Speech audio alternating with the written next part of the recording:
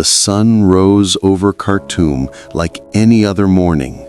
Soft light touched the Nile. Children's laughter echoed in the streets, and the city breathed in silence. But beneath that calm, something waited, something dark, something that would soon change everything. No one knew it yet. Not the vendors opening their shops, not the students on their way to class, not even the soldiers standing guard. Then, at 9 a.m., the first explosion ripped through the air.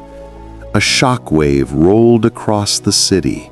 Windows shattered, birds scattered into the sky, and for the first time, Khartoum trembled. People ran to their balconies, phones in hand, recording what they thought was just another drill. But then they saw the smoke, thick, black, rising from the airport. Gunfire echoed from the presidential palace. Tanks appeared on the bridges. The war had begun. Fighter jets screamed overhead. The streets turned into battlegrounds.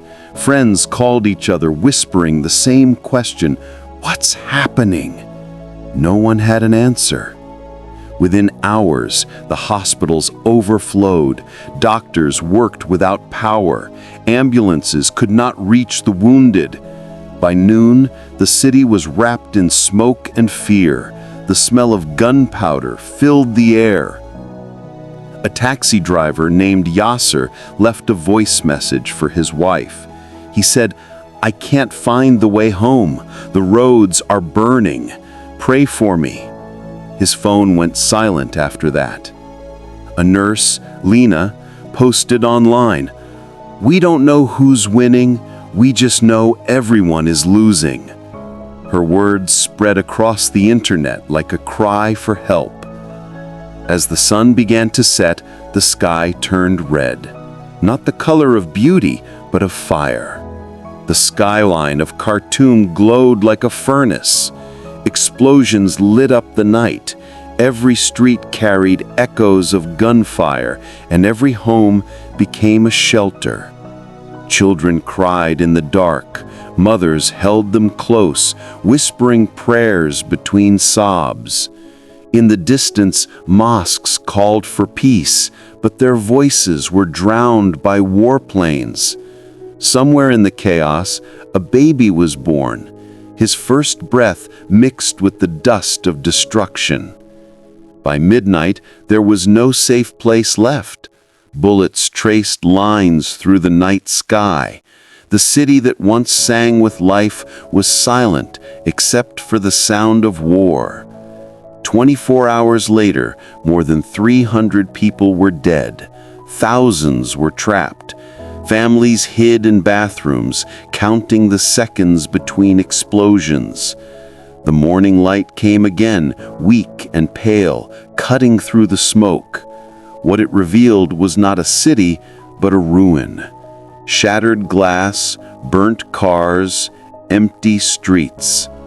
A man walked through the debris, carrying a torn Sudanese flag. He stopped, planted it in the dust, and said softly, "This is our land. We will not leave." His voice trembled, but it was the sound of defiance. And in that moment, a single ray of sunlight touched the flag.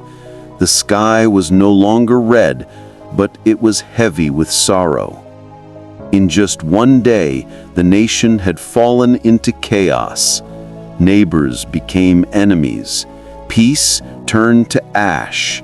The people of Sudan learned that the sound of war comes without warning and leaves behind silence that lasts forever. This was the day the sky turned red. The first 24 hours of fighting, the first chapter in a tragedy that would define a generation. And as the world watched in shock, Khartoum burned, and the people waited for a morning that would never be the same again. You've been watching Behind War Lines, the story of courage, loss, and survival in the heart of Sudan. If this story moved you, subscribe, because the world must never forget what happened when the sky turned red.